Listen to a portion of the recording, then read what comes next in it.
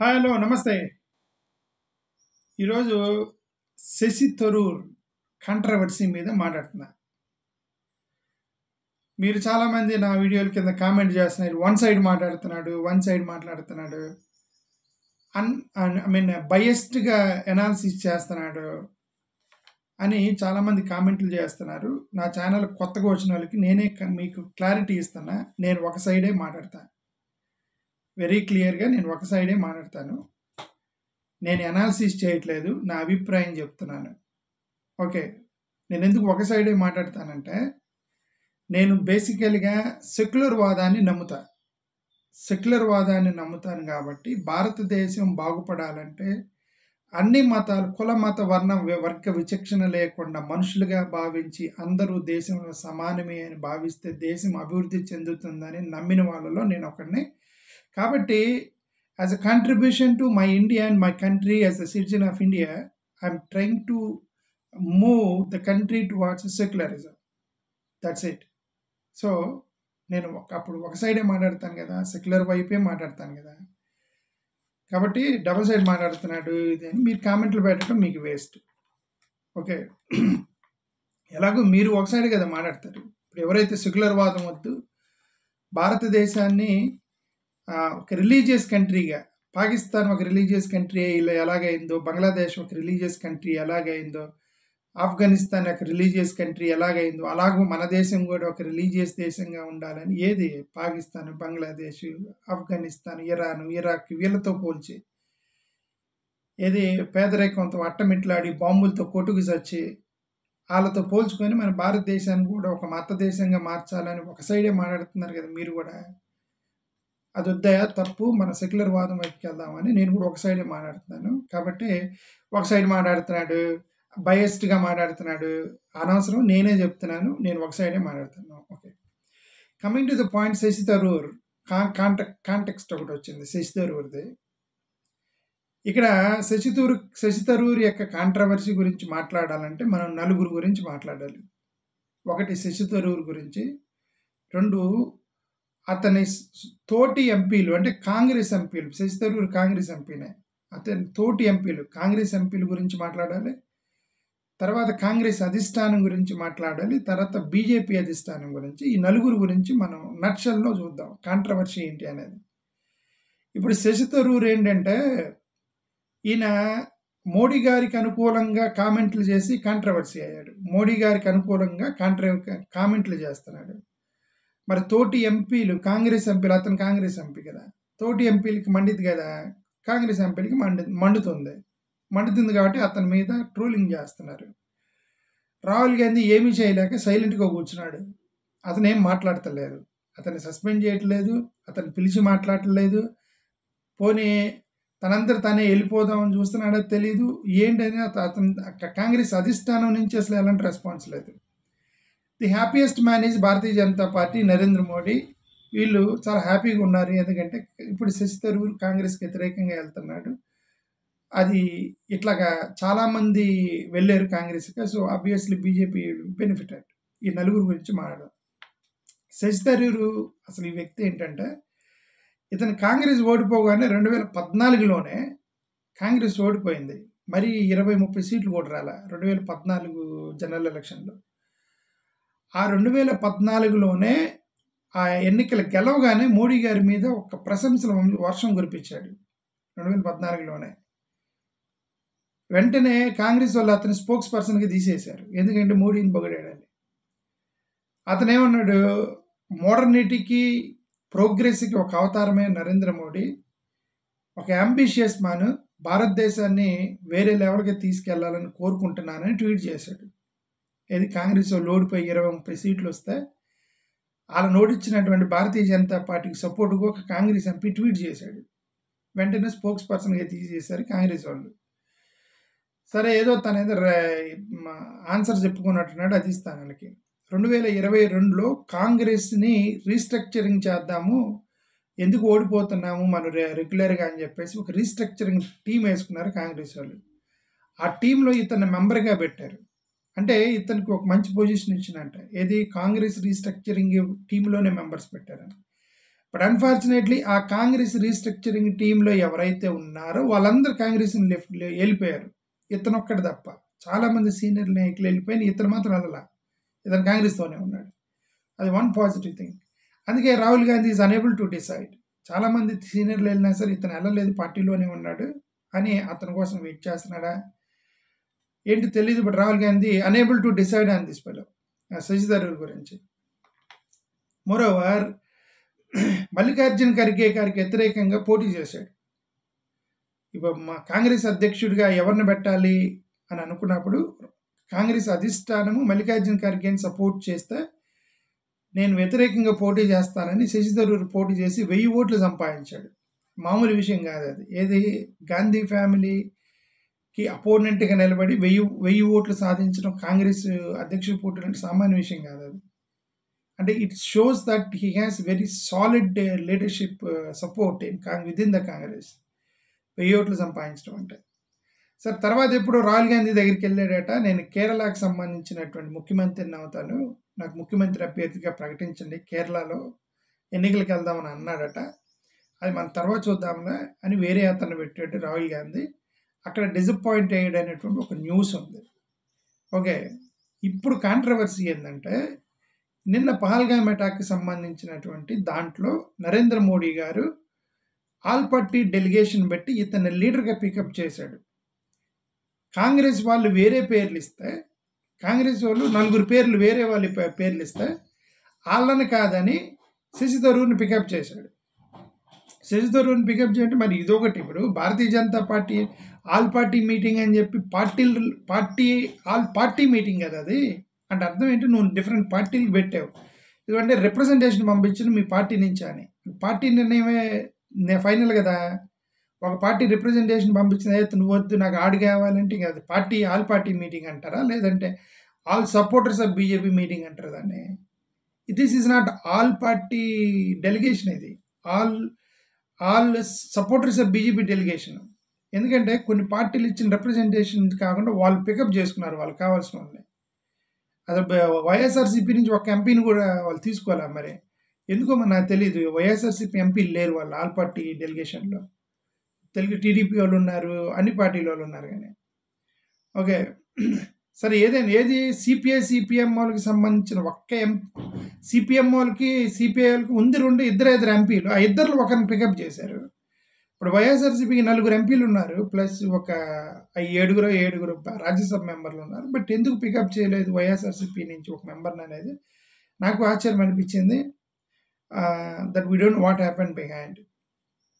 సరే ఏదైనా సరే ఇతను దానికోసం ట్రై చేస్తున్నాడు. 2029లో నేను ఎన్నికల్లో పోటీ చేయనని ఎవరికో ఫ్రెండ్స్కి చెప్పాడట శశి థరూర్. అంటే అతను 2029లో పోటీ చేసే అవకాశం లేదు కాబట్టి అతను ఏమన్నా పోస్ట్ కోసం ట్రై చేస్తున్నాడేమో. విజయసాయి రెడ్డి గారి కనుక నేను వ్యవసాయం చేస్తాను, ఇక నాకు రాజకీయం వద్దని చెప్పి విజయసాయి రెడ్డి గారు వదిలేసి పోయి గవర్నర్ అవడానికి ట్రై చేస్తున్నాడు. రాజ్యసభ ఆర్బీఐ గవర్నర్ అవడానికి, లేదంటే ఒక రాష్ట్రానికి గవర్నర్ అవడానికి బీజేపీని ప్రసన్నం చేసుకోవడానికి ట్రై చేస్తున్నటువంటి విజయసాయి రెడ్డి గారి యొక్క ప్రయత్నాలకు పోల్చి ఉన్నాయి ఇవి. ఇతని ప్రయత్నాలు ఎవరికో ఫ్రెండ్స్కి చెప్పాట 29లో నేను పోటీ చేయనని ఎంపీగా. So he's praising Narendra Modi, maybe a post is expecting for సమ్మేర్ అని ఒకటైతే మనకి అనిపిస్తుంది. సరే ఏదేమైనా ఇప్పుడు ఏంటంటే ఇతను ఆల్ పార్టీ మీటింగ్కి పిలిచారండి. ఆల్ పార్టీ మీటింగ్కి పిలిస్తే ఆల్ పార్టీ మీటింగ్ తరపున ఆయన వేరే దేశాలకు వెళ్ళిపోయి ఆ వేరే దేశాల్లో నుండి కొన్ని కామెంట్లు చేశాడు నరేంద్ర మోడీ గారికి సపోర్ట్గా. ఆయన చేసిన కామెంట్ అంటే ఇది చూడండి, ఒకటి చదువుతున్నాను. నరేంద్ర మోడీ గారికి సపోర్ట్గా strikes what has changed in recent years is that the terrorists have also realized that will have a price to pay on that. Let there be no doubt when for the first time for the first time India breached the line of control between India and Pakistan to conduct a surgical strike on a terror base, a launch pad, the Uri strike in September 2016. ఇది controversy అయింది.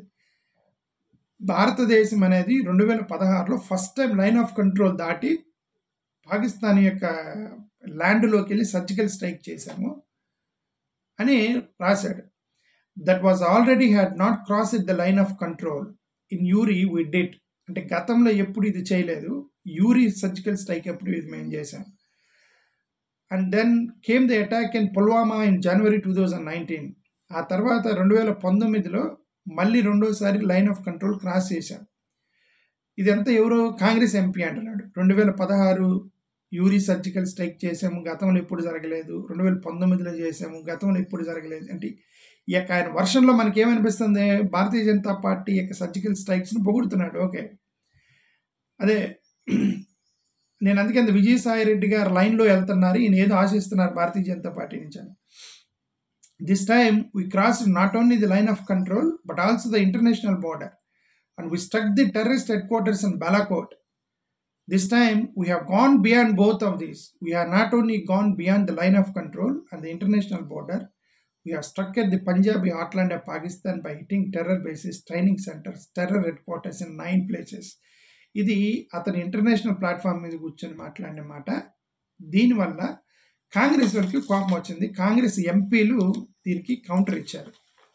కాంగ్రెస్ ఎంపీలు వాళ్ళేమని ఇచ్చారంటే, నువ్వు టెర్రరిస్టులకి మీద attack చేయమంటూ వచ్చి కాంగ్రెస్ మీద attack చేస్తావు, నువ్వు టెర్రరిస్టులను అటాక్ చేయమని మీకు చెప్తూ వచ్చి కాంగ్రెస్ వాళ్ళని అటాక్ చేస్తారని మీరు అని కాంగ్రెస్ వాళ్ళు తగులుకున్నారు. బీజేపీ సూపర్ స్పోక్స్ మ్యాన్గా మాట్లాడుతున్నాడు ఇతను. కాంగ్రెస్ ఎంపీ స్పీకింగ్ లైక్ ఏ బీజేపీ స్పోక్స్ పర్సన్. కాంగ్రెస్ చాలా సర్జికల్ స్ట్రైక్ చేసింది గతంలో. యూపీఏ గవర్నమెంట్ మీద యుద్ధాలు కాకుండా 6 సర్జికల్ స్ట్రైక్ చేసింది. ఇప్పటికే 6 surgical strikes did on Pakistan under UPA government. Okay, సరే యుద్ధాలు కూడా చేసింది. ఆ యుద్ధాలు ఏం చేశారు మనకు తెలుసుగా. 1947లో జవహర్లాల్ నెహ్రూ యుద్ధం చేశాడు, 1965లో లాల్ బహదూర్ శాస్త్రి యుద్ధం చేశాడు, 1971లో పాకిస్తాన్ని వెడగొట్టి ఇందిరాగాంధీ బంగ్లాదేశ్ని క్రియేట్ చేసింది. ఈ మూడిట్లో లైన్ ఆఫ్ కంట్రోల్ దాటలేదా? అంటే శశి థరూర్ అన్న మాట గతంలో ఎప్పుడు చేయలేదు. ఈ మూడిట్లో ఎప్పుడు లైన్ ఆఫ్ కంట్రోల్ దాటలేదా? మోరోవర్ 2004-14 మధ్యలో మన్మోహన్ సింగ్ గారి గవర్నమెంట్లో సర్జికల్ స్ట్రైక్స్ జరిగాయి. కానీ నరేంద్ర మోడీ గారు చేసినట్లుగా ఒక సర్జికల్ స్ట్రైక్ని అడ్వర్టైజ్మెంట్ చేయటం, పొలిటిసైజ్ చేయటం వాళ్ళు చేయలేదు అని కాంగ్రెస్ వాళ్ళు నిన్న పోస్ట్ పెట్టారు. ఏమని, దేశ రక్షణకు సంబంధించిన మేము ఎప్పుడు అడ్వర్టైజ్మెంట్ చేయము, పొలిటిసైజ్ చేయము, మీరు చేసినట్టుగా. అది దేశ భద్రతకు సంబంధించింది. మన్మోహన్ సింగ్ గారు సర్జికల్ స్ట్రైక్ చేశారు కానీ అది బయట పెట్టలేదు అని చెప్పి కాంగ్రెస్ వాళ్ళు చేశారు, పోస్ట్ చేశారు. దానికి శశి థరూర్ కామెంట్ ఏం తిరిగి ఇచ్చారంటే, ఇదోండి నా మాటలు మీరు వక్రీకరించారు, నేను టెర్రరిస్టుల మీద చేసిన దాడుల గురించే మాట్లాడాను, గతంలో జరిగిన యుద్ధాల గురించి సర్జికల్ స్ట్రైక్ గురించి నేను మాట్లాడలేదు, మోరోవర్ నేను రీసెంట్ దాన్ని మాత్రమే మాట్లాడాను అని అతను ఒక పోస్ట్ చేశాడు. అతను చేసిన పోస్ట్ ఏంటి, ఇది ఇక్కడ చదువుతున్నా చూడండి. After a long and successful day in Panama, I had to wind up at midnight here with departure for Bogota, Colombia in 6 hours. And అతను కొలంబియాలో ఉన్నాడు. So I don't really have this time for all these things, I don't have time man అన్నట్టుగా అతను కదా కాళిదాస్ కవిత్వం రాసినట్టుగా రాశాడు ఈ శశి థరూర్. అతను English కూడా చాలా పాష్గా ఉండేది. కాళిదాసుకి తెలుగు కవిత్వం మనకు అర్థం కాకుండా కవితలు ఎలా రాశారో వీళ్ళు అలానే రాశారు అనమాట. ఇతను అలానే రాశాడు. But anyway, for those zealots fulminating about my supposed ignorance of Indian valor across the LOC in the past, I was clearly and explicitly speaking only about reprisals for terrorist attacks and not about previous wars. అదే jargons, English jargons వాడతాడు. నేను గతంలో జరిగిన టెర్రరిస్టుల గురించి మాట్లాడుతున్నాను, గతంలో జరిగిన యుద్ధాల గురించి కాదని పోస్ట్ చేశాడు. My remarks were preceded by reference to the several attacks that have taken place in recent years alone. అంటే రీసెంట్గా జరిగినాయి రిఫర్ చేశాను తప్ప గతంలో జరిగినాయి కాదని ఇచ్చుకున్నాడు. During which previous Indian responses were both restrained and constrained by no responsible wrestler, LOC and IB. But as usual, critics and trolls are welcome to distort my views and words as they see fit. I genuinely have better things to do. Good night అని ఒక post చేశాడు శశి. ఇది అతను చేసినటువంటి post. Moreover ఇప్పుడు ఇది శశి థరూర్కి సంబంధించి. ఇప్పుడు కాంగ్రెస్ అధిష్టానానికి సంబంధించి ఇప్పుడు దీనికి మళ్ళా కాంగ్రెస్ వాళ్ళు కూడా కొద్దిగా రిప్లై ఇచ్చారు. కాంగ్రెస్ వాళ్ళు ఏం రిప్లై ఇచ్చారంటే, గతంలో నువ్వు రాసిన పుస్తకాల సంగతి మర్చిపోయావు మిస్టర్ శశి థరూర్. గతంలో కొన్ని పుస్తకాలు రాశాడు. ఆ పుస్తకాల్లో ఏమని రాశాడు, 2016 సర్జికల్ స్ట్రైక్లోనే మేము ఎల్ఓసి దాటేమని నువ్వు ప్రసంగం ఇచ్చావు కదా. గతంలో నువ్వు ఒక పుస్తకంలో ఏమని రాసావంటే 2016 సర్జికల్ స్ట్రైక్ని నరేంద్ర మోడీ గారు ఒక ఎలక్షన్ టూల్గా వాడారు అని నువ్వు రాసావు పుస్తకంలో. Modi has used 2016 surgical strike as an election tool అని రాశాడు అతని పుస్తకంలో. Right, security needs discretion is required not partition అనే పదం వాడాడు. పారాడాక్సికల్ ప్రైమ్ మినిస్టర్ అని మరి నరేంద్ర మోడీ అది చదువుతున్నది. The shameless exploitation of the, అతను రాసిన పుస్తకంలో చదువుతున్నది. The shameless exploitation of the 2016 surgical strike along the line of control with Pakistan and of a military raid in hot pursuit of rebels in Myanmar and a party election tool, something the Congress had never done despite have authorized several surgical strikes earlier. ఇతనే రాశాడు, Congress has authorized different surgical strikes earlier, కానీ మేము ఎప్పుడు advertisement చేసుకోలేదని. మీరు 2016 surgical స్ట్రైక్ని ఒక election టూల్గా వాడారని ఇతనే ఒక పుస్తకంలో రాశాడు. Marked a particularly disgraceful dilution of the principle that national security issues required both discretion and non-partisanship అని పుస్తకంలో రాస్తే, దాన్ని ఇప్పుడు వీళ్ళు సోషల్ మీడియాలో తిప్పి నువ్వు గతంలో ఏమని రాసావు నీ పుస్తకంలో, ఇప్పుడు నువ్వు చెప్పే సొల్లేందంటే శశి థరూర్ గారు అని వీళ్ళు తిప్పుతున్నారు. అది జరుగుతుంది. ఓకే, సరే, ఇది ఎంపీలకి శశి థరూర్ జరుగుతున్న మధ్య జరిగిన విషయం. రెండోది రాహుల్ గాంధీ విషయం ఏంటంటే, ఇతని గొడవ ఏంటంటే, ఇతన్ని ఇప్పుడు ఏమన్నా అంటే ఇతను వెళ్ళిపోతాడని రాహుల్ గాంధీ గొడవ. అతని బాధ, అతను అసలు ఏమంటలేదు, సైలెంట్గా చూస్తున్నాడు. మరి తర్వాత ఏమైనా సస్పెండ్ చేస్తారో తెలీదు. గతంలో చాలామంది కాంగ్రెస్ వాళ్ళు వెళ్ళిపోయారు. ఇప్పుడు చాలా బాబా సిద్దికి వెళ్ళిపోయారు, అశోక్ చౌహాన్ వెళ్ళిపోయాడు, మిలిందా దియోరా వెళ్ళిపోయాడు, గులాం నబీ ఆజాద్ వెళ్ళిపోయాడు, కపిల్ సిబల్, ఆర్పిఎన్ సింగ్, హిమంత్ బిశ్వా శర్మ, అమరేందర్ సింగ్, జ్యోతిరాదిత్య సింధియా, ఇట్లాంటి పెద్ద పెద్ద టాప్ లీడర్స్ మొత్తం కాంగ్రెస్ని వదిలేసిపోయి బీజేపీలో చేరారు. కాబట్టి రాహుల్ గాంధీ డిఫెన్స్లో ఉన్నాడు. ఇప్పుడు మళ్ళీ ఇతను ఏమనంటే ఇతను ఏమైనా పోతాడా ఏమనని. ఈ కాంగ్రెస్ వాళ్ళకి వచ్చిన సమస్య ఏంటంటే, ఇది ఇక్కడ డెమోక్రసీ ఎక్కువ కాంగ్రెస్లో. ఎవరంటే వాళ్ళు డెమోక్రసీ ఉంది, డెమోక్రసీతో మాట్లాడతారు. కొద్దిగా అధిష్టానం మరి మీ డెమోక్రసీ ఎక్కువ అవుతుందా, కొద్దిగా తగ్గండి, మేము చెప్పింది వినండి అంటే హట్ అవుతున్నారు. హట్ అయిపోయి బీజేపీలో చేరుతున్నారు. పోనీ బీజేపీలో చేరి అక్కడేమన్నా ఫ్రీగా ఉన్నారా, బీజేపీలో చేరుతున్నారు. బీజేపీలో చేరి అక్కడేమన్నా ఇక్కడ రాహుల్ గాంధీతో మాట్లాడినట్టు, సోనియా గాంధీతో మాట్లాడినట్టు, ప్రియాంక గాంధీతో మాట్లాడినట్టు, మల్లికార్జున ఖర్గేతో మాట్లాడినంత ఫ్రీగా బీజేపీలో మాట్లాడుతున్నట్టు లేదు. చేతులు కట్టుకొని నిలబడుతున్నారు మోడీ గారి దగ్గరికి వెళ్ళి. ఇక్కడ ఫ్రీడమ్ గురించి మాట్లాడతారు కాంగ్రెస్లో, ఫ్రీడమ్ గురించి, స్వేచ్ఛ గురించి, హట్టు గురించి మాట్లాడి అక్కడికి వెళ్ళి చేతులు కట్టుకొని నిలబడుతున్నారు. ఇప్పుడు వీళ్ళందరూ కూడా, ఇప్పుడు గులాం నబీ ఆజాద్ ఉన్నాడు, ఆయన కొత్త పార్టీ పెట్టాడు పోయి. ఇప్పుడు ఈ గులాం నబీ ఆజాద్ కాంగ్రెస్ వాళ్ళు నన్ను అవమానించారు, కొత్త పార్టీ పెట్టాడు. ఇప్పుడు ఆయన పార్టీ ఉంది కదా, ఆయన పార్టీలో మెంబర్స్ ఎవరన్నా ఆయనకి వ్యతిరేకంగా వెళ్తే ఆయన సహిస్తాడా? Fundamentally, right? One question to Ghulam Nabi Azad, నువ్వు కాంగ్రెస్ వాళ్ళని పట్టించుకుని పార్టీ పెట్టావు. ఆ గులాం నబీ ఆజాద్ పార్టీలో ఉన్న మెంబర్ ఎవరన్నా వచ్చి ఆయన ఇప్పుడు అధిష్టానం, ఎందుకంటే ఆయన పార్టీ హెడ్, ఆయన నీ పార్టీకి వ్యతిరేకంగా అడిగితే నీకు కోపం వచ్చింది కదా. ఏంద్ర నా పార్టీలో ఉండి నాకే వ్యతిరేకంగా మాట్లాడుతాను అనిపించింది కదా. ఇప్పుడు నీకు వచ్చిన కోపం కాంగ్రెస్కి వచ్చిన కోపంలో తేడా తప్పే ఉంది పాపం. ఓకే, సరే, ఎనివే, పార్టీలు వదిలేసి వెళ్ళిపోవటం, పార్టీలు పెట్టడం అనేది ప్రాబ్లం ఏం కాదు. ఎందుకంటే స్వతంత్ర దేశంలో మనం ఏదైనా freedom of expression, freedom of life మనకి నచ్చిన విధంగా ఉండటం తప్పులేదు. అది fundamental right given by constitution of India. వీళ్ళు వెళ్ళిపోవటం తప్పు కాదు, కానీ పోతూ కాంగ్రెస్ వాళ్ళు తిట్టడం తప్పు. ఓకే, మీకు ఫ్రీడమ్ కావాలనుకున్నారు, ఇండిపెండెంట్గా కావాలనుకున్నారు, వ్యాపారంలో ఇప్పటిదాకా ఎంప్లాయ్మెంట్ చేసినట్టు రేపు పొద్దున్న నేను సొంతగా కంపెనీ పెట్టుకుంటాను, we have to encourage them. If they want to form their own company, we have to encourage. Same if they want to float the own party and then we have to encourage them, but don't blame your base party and then go. Okay, ఇప్పుడు గులాం నబీ ఆజాద్ చేసిన పొరపాటు అది. Plus Himanta Biswa Sharma అన్నాడు. హిమంత్ బిశ్వా శర్మ అనే అతను బిస్కెట్లు వేశారు ఇతనికి. ఇతను అస్సాం చీఫ్ మినిస్టర్ని చేసి పోయాడు, బీజేపీలో జాయిన్ అయ్యాడు, అస్సాం చీఫ్ మినిస్టర్ అయ్యాడు. అమరేందర్ సింగ్ ఉన్నాడు. అమరేందర్ సింగ్ మధ్యప్రదేశ్కి కాంగ్రెస్లో నుంచి వెళ్ళిపోయి బీజేపీలో ఒక మంచి పొజిషన్లో అతను పోస్ట్ ఇచ్చారు. అంటే కొంతమంది బిస్కెట్ల కోసం వెళ్ళారు, కొంతమంది ఏమో అదే మాకు స్వేచ్ఛ లేదు, హట్ అయ్యారు, హట్ చేశారు నన్ను అని చెప్పి వెళ్ళారు. పోనీ అక్కడికి వెళ్ళి ఏమన్నా స్వేచ్ఛగా మాట్లాడుతున్నట్టు లేదు, అక్కడ చేతులు కట్టుకొని కూర్చున్నారు. అది ప్రాబ్లం వీళ్ళతోటి, కాంగ్రెస్ వాళ్ళతో. కాబట్టి ఇప్పుడు రాహుల్ గాంధీ డిఫెన్స్లో ఉన్నాడు. వీళ్ళని ఏమంటే ఏం చేస్తారు, ఎవడేం చేస్తాడు, పోతున్నారు, నన్ను వదిలేసిపోతున్నారని అతని భయంలో అతను ఏమంటారు. ఇప్పుడు శశి థరూర్ని ఏమంటారా, తర్వాత ఏమైనా యాక్షన్ తీసుకుంటారా అని తెలియదు. ఇది మూడో వ్యక్తి. ఇక నాలుగో వ్యక్తి భారతీయ జనతా పార్టీకి సంబంధించిన అధిష్టానం గురించి మాట్లాడాను. With the most happiest people వీళ్ళే. వీళ్ళు చేసేది ఏంటంటే వాళ్ళు సక్సెస్ అవుతున్నారు దీంట్లో. వీళ్ళు చేసేది ఏంటంటే భారతీయ జనతా పార్టీలో ఎంపీలు ఎంతమంది ఉన్నారు, భారతీయ జనతా పార్టీలో ఎంపీలు ఏం చేస్తున్నారు అనేది అసలు వీళ్ళు పట్టించుకోరు. వీళ్ళు ఒక్కటే, వీళ్ళ చూపంతా ఒక మీద ఉండేది.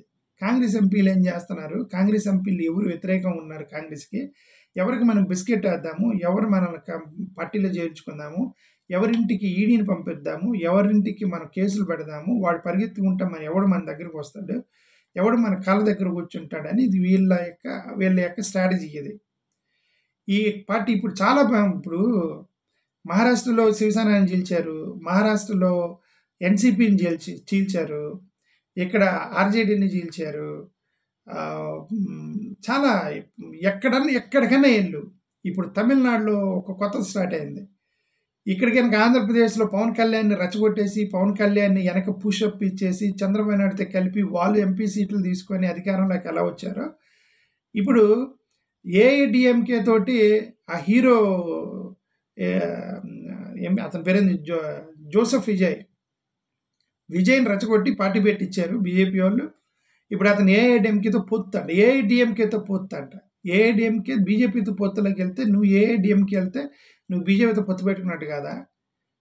భారతీయ జనతా పార్టీకి నేను ఐడియాలజికల్లీ ఐఎమ్ డిఫరెంట్ అన్నాడు కదా ఇతను విజయ్. ఐడియాలజికల్లీ డిఫరెంట్ అన్నవాడు ఇప్పుడు బీజేపీతో పొత్తులోకి వెళ్తున్నాడు. ఎలా వెళ్తున్నాడు విజయ్? ఇదంతా కూడా డ్రామా. ఇదంతా కూడా ఏ డ్రామా లెడ్ బై బీజేపీ అధిష్టానం కేంద్రంలో కూర్చొని. ఇప్పుడు వాళ్ళు వీళ్ళంతా స్కానింగ్ చేస్తూ ఉంటారు. ఇప్పుడు అర్రే ఇక్కడ శశి థరూర్ కొద్దిగా డిసప్పాయింట్గా ఉన్నాడని చెప్పారు, టక్కన అతను పిలిచారు, ఒక బిస్కెట్ వేశారు. ఏంటది? ఆల్ ఇండియా పార్టీకి లీడర్గా పిలుచుకున్నారు అతన్ని. కాంగ్రెస్ అతని పేరు పోయినా పిలుచుకున్నారు, మాట్లాడమన్నారు. ఇతను మాట్లాడుతున్నాడు. ఇప్పుడు ఈ కాంగ్రెస్కి మండుతుంది, వీళ్ళు హ్యాపీగా ఉన్నారు బీజేపీ వాళ్ళు. So that is how they do politics. ఎవడైతే డిసప్పాయింట్మెంట్తో ఉన్నాడో, ఎవడైతే కాంగ్రెస్ మీద కొద్దిగా అటు ఇటుగా అసంతృప్తితో ఉన్నారో వాళ్ళని పిలవటం, వాళ్ళకి బిస్కెట్లు వేయటం, లేదంటే వాళ్ళు బెదిరించడం, తీసుకోవటం, కాంగ్రెస్కి వ్యతిరేకంగా చేయటం, ఇదే పైన భారతీయ జనతా పార్టీ గతం నుంచి చేస్తుంది. వాళ్ళు సక్సెస్ అవుతూ ఉన్నారు. దీంట్లో దెబ్బతింటుంది కాంగ్రెస్ ప్రతి స్టార్టింగ్ నుంచి కూడా. ఇదంతా జరుగుతుంది కాబట్టే ఇప్పుడు మనం రోజు లేచిన దగ్గర నుంచి అర్రే మా సెక్యులర్ దేశం ఎలా అయిపోయింది, సెక్యులర్ అని చెప్పి మనం కొట్టుకున్నాం. ఎందుకంటే అది అక్కడ భారతీయ జనతా పార్టీ సక్సెస్ అవుతుంది కాబట్టి సెక్యులరిజం స్లోగా డౌన్ అవుతుంది దేశంలో. So let's hope it doesn't matter. ఇప్పుడు భారతీయ జనతా పార్టీ అని, కాంగ్రెస్ అని, ఎవడైనా సరే, we want secular India. Please save secular India. ప్రస్తుతానికి మాకు దిక్కు కాంగ్రెసే కాబట్టి సెక్యులర్ ఇండియాకి కాంగ్రెస్కి సపోర్ట్ చేస్తూ మాట్లాడుతున్నాను. అదే నేను చెప్పిన వన్ సైడే మాట్లాడతానని, ఇప్పుడు ఆ వన్ సైడ్ మాట్లాడుతున్నాను. థ్యాంక్ యూ, నమస్కారం.